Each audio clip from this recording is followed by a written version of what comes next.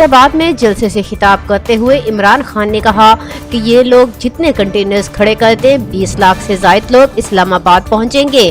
ساری قوم اسلام آباد پہنچ کر امپورٹڈ حکومت نامنظور کا پیغام دے گی. اسلام آباد میں ایک ہی آواز ہوگی کہ ہمیں حقیقی آزادی چاہیے. قوم ان ڈاکوں کو کبھی بھی تسلیم نہیں کرے گی. عمران خان نے کہا کہ خیبر پختونخوا سے صرف ایک لوٹا نکلا ہے. یہ لوٹا ابھی تک پشاور نہیں گیا. ان لوگوں کو نہیں معلوم کہ قوم میں شعور ہے, قوم بیدار ہے. اسکول کے بچوں کو پتا ہے کہ لوٹا کیا ہوتا ہے. پی ٹی آئی چیئرمین نے کہا کہ جب سے امپورٹڈ حکومت آئی ہے ساری چیزوں کی قیمتیں بڑھ گئی ہیں. میڈیا سے گزارش ہے مائک لے کر دکانوں میں جائیں, گھی کی قیمت ہی معلوم کر لیں. ان لوگوں نے امریکی سازش کا حصہ بن کر 22 کروڑ لوگوں کی منتخب حکومت کو ہٹایا. سابق وزیر اعظم کا کہنا تھا کہ ہم اپنے لوگوں کو کسی ملک کے لیے قربان نہیں کریں گے. شہباز شریف اور بیٹے پر کروڑوں کی کرپشن کے مقدمات ہیں. کرپٹ, ڈاکو اور قاتلوں کو تسلیم کر لیا تو پاکستان سے دھوکہ کریں گے.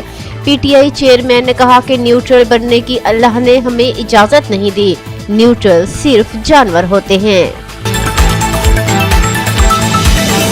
کہتا ہے جو انٹیلیجنس کا آفیسر تھا, میں نہیں چاہتا تھا کہ اس کی پوسٹنگ ہو. ایک تقرری کیا ہوئی, اس کی آنکھیں بھی گئیں, اس کے کان بھی گئے. وہ بے ساکھیہ تھی جس پر اس کی حکومت کھڑی تھی. وہ شخص جس سے یہ بے فیض ہوا تو دھڑام سے حکومت زمین پہ آ کر گر گئی. پاک فوج کے شعبہ تعلقات عامہ ISPR کا کہنا ہے کہ مسلح افواج کو سیاسی گفتگو میں گھسیٹنے کی کوشش کی جا رہی ہے. ISPR کی جانب سے جاری کیے گئے ایک بیان میں کہا گیا کہ افواج کو ملکی بہترین مفاد میں سیاسی گفتگو سے دور رکھیں. توقع ہے سب قانون کی پاسداری کریں گے. غیر مصدقہ اشتعال انگیز بیانات انتہائی نقصان دہ ہیں. پاک فوج اور قیادت کو سیاسی معاملات میں گھسیٹنے کی دانستہ کوششیں کی گئی ہیں.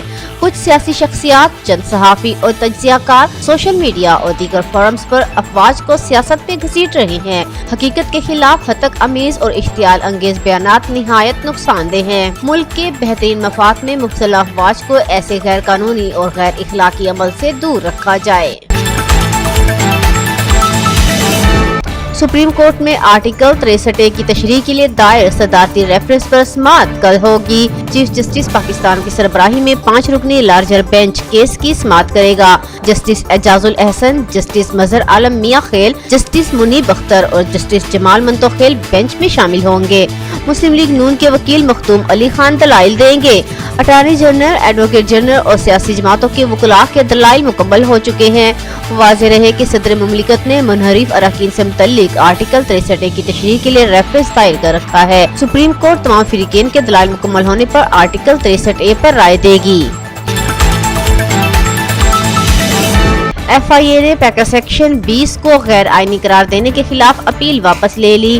ترجمان FIA کی جانب سے جاری وضاحتی بیان میں کہا گیا ہے کہ اس درخواست کے لیے وزارت داخلہ اور حکومت کی پیش کی اجازت نہیں لی گئی, اس لیے اسے فوری واپس لیا جاتا ہے. FIA کی درخواست میں Pakistan federal union of journalist PFUJ پر آئین کی خلاف ورزی کا الزام لگاتے ہوئے اسلام آباد ہائی کورٹ کا فیصلہ کالعدم قرار دینے کی استدعا کی گئی تھی. خیال رہے کہ گزشتہ ماہ اسلام آباد ہائی کورٹ نے ترمیمی آرڈیننس غیر آئینی قرار دیتے ہوئے اسے کالعدم قرار دیا تھا. اسلام آباد ہائی کورٹ نے اپنے فیصلے میں ریمارکس دیے تھے کہ آزادی اظہار رائے شہریوں کا بنیادی حق ہے. بنیادی حقوق کا تحفظ آئین کے تحت یقینی بنانا ضروری ہے.